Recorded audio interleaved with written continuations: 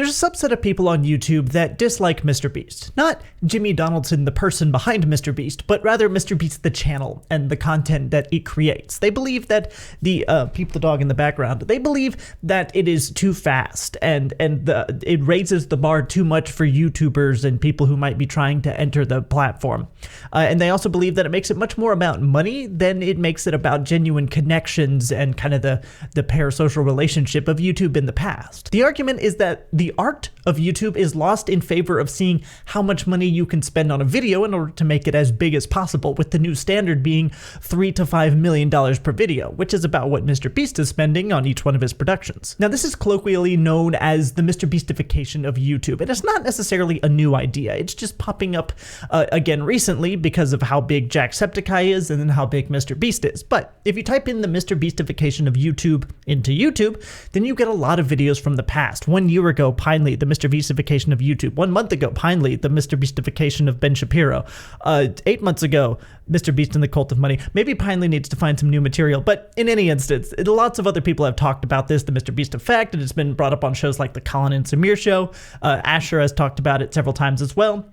But this is known as the MrBeastification of YouTube, where you condense down a huge, unbelievably expensive video into about 8 to 12 minutes of just pure action-backed content with a couple of quips, high, fast-paced music, subtitles appearing on screen, so on and so forth. You've probably seen the videos, you know what I'm talking about. The general argument is that this is a bad thing for YouTube as a platform to set this kind of new standard of this is what creators are, do, and create. Now, let's set aside the potential validity of the argument for now, and let's just say, for the sake of argument, this is a valid argument or a valid criticism of MrBeast and the YouTube platform. Jacksepticeye is the most recent large creator to express this sentiment, and he did so in a video with Tommy Innit and Jack Manifold and some other of the Minecraft YouTubers, and here is specifically what he said. Now Jack, a completely unrelated question. Do you like MrBeast? No. Uh-oh. Jack. Oh! Do you think MrBeast ruined YouTube? Getting heated. Ooh. Now, in all honesty, Jack, why? Because it became more about views, money, and popularity than it did about having fun. You just don't think you had fun playing Squid Games? You don't think you had fun riding on yachts? Building wells in Africa? I don't know. If he had fun doing those videos, they'd be longer. We'd see the fun. Ooh. I thought you were going to get me with that one, didn't you? Who's the YouTuber you hate the most? I don't.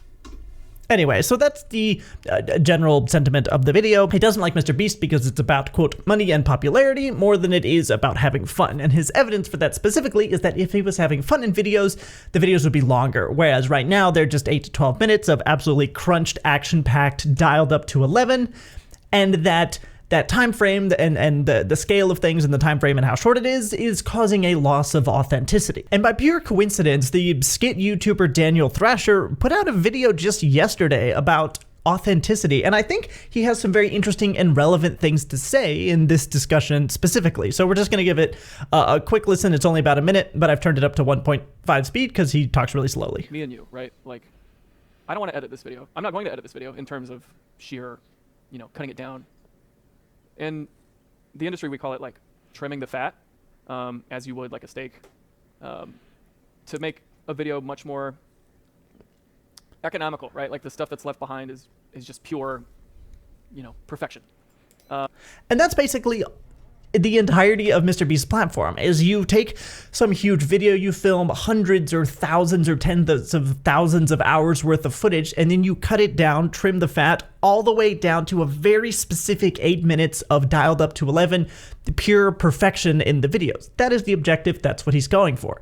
And Daniel Thrasher has a really good point here. Let's just look at some numbers for MrBeast's videos. I spent 7 days stranded at sea. 7 days is condensed down into 18 minutes, which, if you do run the math on it, only 1.8% of, only 0.18% of what happened in that video actually made it into the final cut. The other, 99.82% is just cut away. It's considered fat. That's 99.9 essentially percent of the video that's never going to see the light of day. But it gets worse than that. In this MrBeast video, I didn't eat food for 30 days. You cut it down and it's 0.03% of the video is left. from 30 days down to just 13 minutes. You cut away 99.97% of the fat in order to make the absolute perfect 18-minute video. But that's not even the most extreme examples. Survive 100 days in a circle, win $500,000. And in fact, this percentage is so low that the calculator that I'm using, it doesn't have enough significant digits in order to be able to calculate it. It's less than 0.01% of what happened made it into the final video. That 99.99% of what happened during that 100 days doesn't make it because it's not absolutely perfect. This is what we're talking about when we say that only the top minuscule fraction of a percent of what happens is considered perfect and ergo can make it into the final cuts. An additional concern that these YouTubers have when they're talking about the MrBeastification of YouTube is the barrier to entry becomes so much higher. See, when YouTube started, pretty much anybody filming in their bedroom could make some sort of a YouTube video that was successful. For example, looking at an old Smosh video from 15 years ago, 108 million views. At the time, this was one of the top videos on YouTube, and just look how simple it is. Or when I'm running late to class. It's also great for when I'm doing my daily errands, like shopping at the strip mall, or driving to the strip club. But I'm not the only one that enjoys Beef and Go.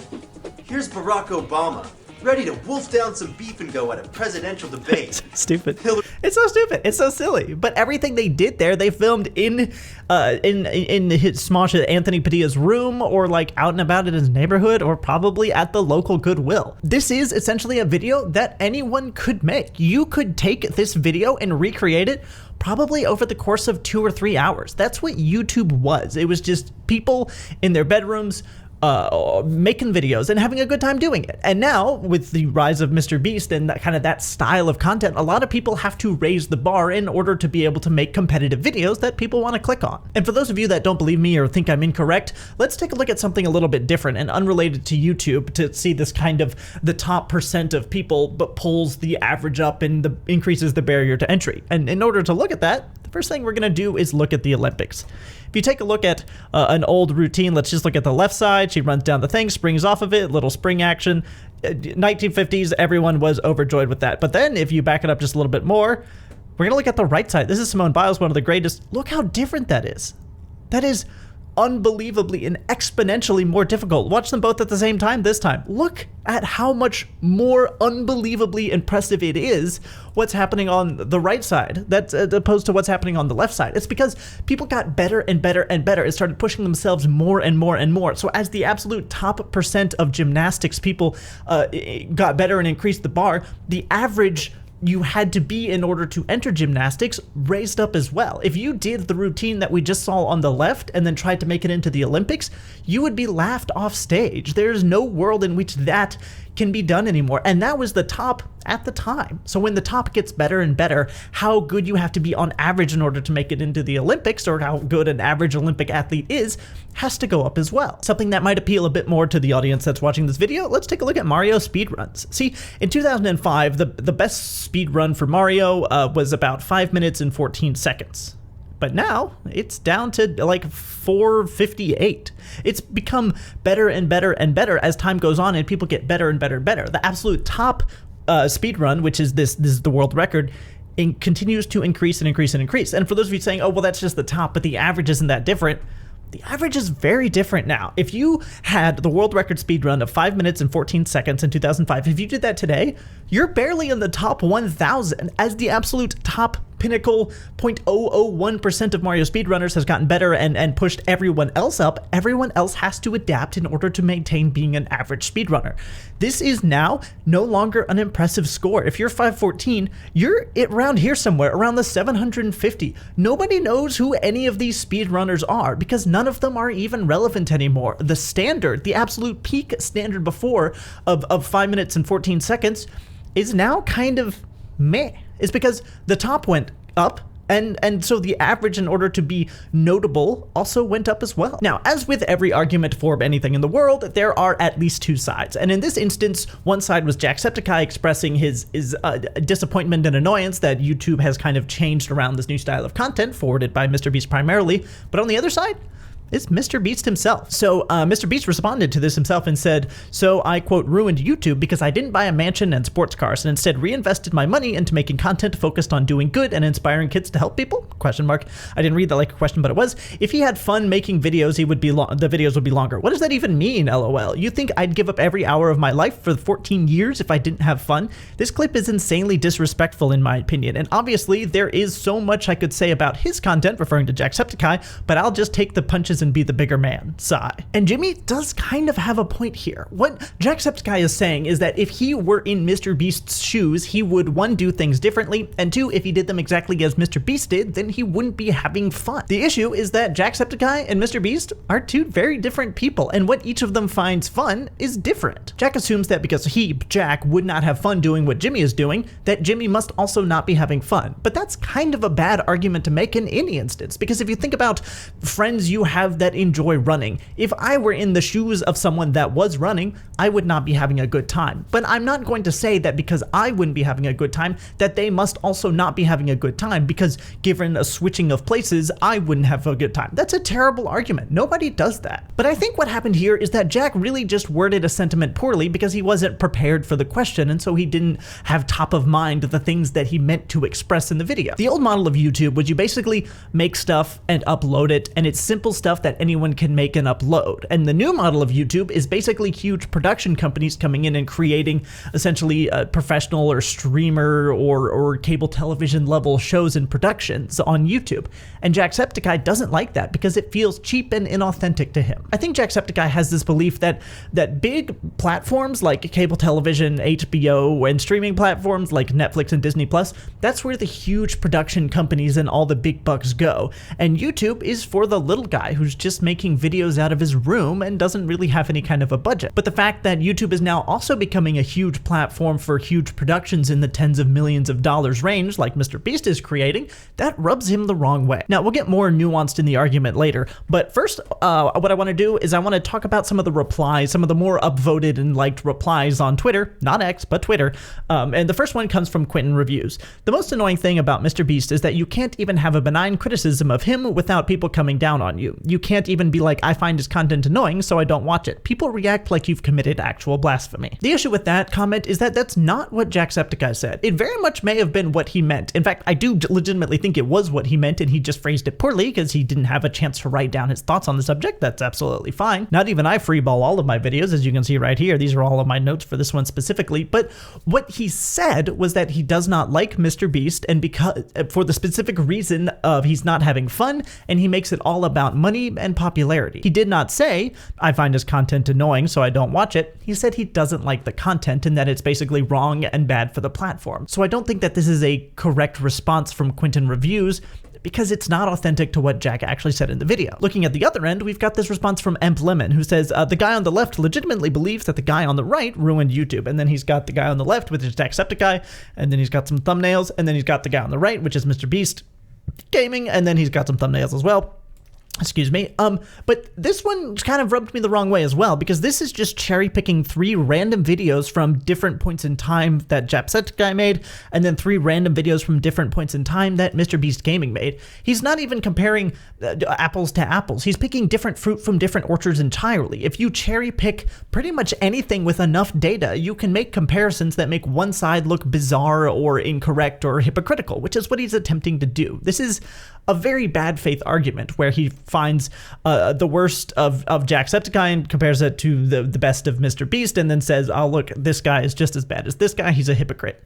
Let's not make those kinds of comparisons because it's not helpful for anything. He's just trying to get his updates on Twitter, and I fell victim to that as well, it would seem. Now, the next thing I liked was that MrBeast and Jacksepticeye apparently messaged and they made up, and I assume that's because Jack had a time to pull his thoughts together and say what he really meant, and so no hard feelings there, which is always great to see. But this last comment that I want to look at is from this guy named Dizzy, who says, MrBeast shifted the entirety of YouTube culture from nerds having fun making silly shit to let's make as much money as we can off of these videos, and in my opinion, I think Jacksepticeye is kind of awesome for bringing light to this. And I think this is a much better wording of what Jack meant to say. Jack, I think, believes that he's ruining videos for people sitting in their bedrooms filming on their phones making silly little videos. which, by the way, hi, that's me. That's what I'm doing. He's basically saying because this is the new peak and what everyone is going to be aiming for on YouTube, everyone under that has to try and emulate that in order to be able to get that level of success. And that level of success requires insane amounts of editing, hundreds of thousands of dollars in equipment, and then millions of dollars in production per month in order to be able to achieve that. And that's the issue that he has with MrBeast. Now, I realize it sounds like I'm defending MrBeast, and I'm actually not. I was just saying what I said because I think Jack really worded poorly what he meant to say and in no way conveyed the message that he was trying to get across, which is no specific shade on Jack, but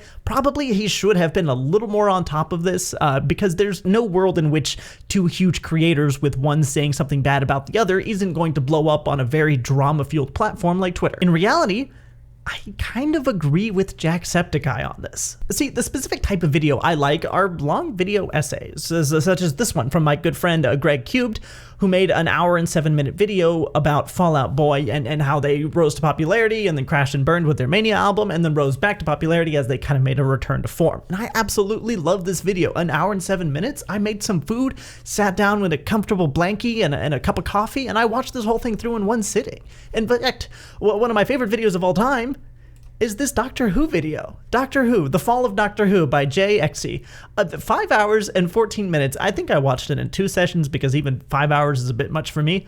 But this is like a perfect video for me. I love long video essays on weirdly niche topics that I probably would not particularly have an interest in any other context. This is a slight exception because I was a huge Doctor Who fan. But my style of video is someone spending too long talking about something that's too niche that nobody should really care about, but in reality is fascinating because it's all new and to some extent exciting. I want hours-long videos with people talking about things and teaching me something. I want to be wined and dined before I get fucked. But I also think this whole issue is actually less of an issue than people seem to think. See, YouTube is an absolutely massive platform with billions upon billions of views per month. And if you go to your homepage, everything about this is personalized for each individual person. It's not like cable television where there's limited slots. You know, only one show can play on ESPN between 8 and 9 or however, I don't know, I don't use television, but you know, you understand the sentiment. Only one thing can play at any particular time slot on cable television. And it's not like Twitch where you can pretty much only watch one Twitch stream at a time. And as such, there is direct competition between individual streams. You're either watching Hassan Piker or you're watching Ludwig. You can't really watch both at the same time. YouTube is much more like a library where you can wander through a vast array of anything you could ever want to read, and you get to pick and choose the things that look most interesting to you. However, I do understand that libraries also have sections for bestsellers, and for better or worse, right now, MrBeast is YouTube's bestseller. Thanks for watching.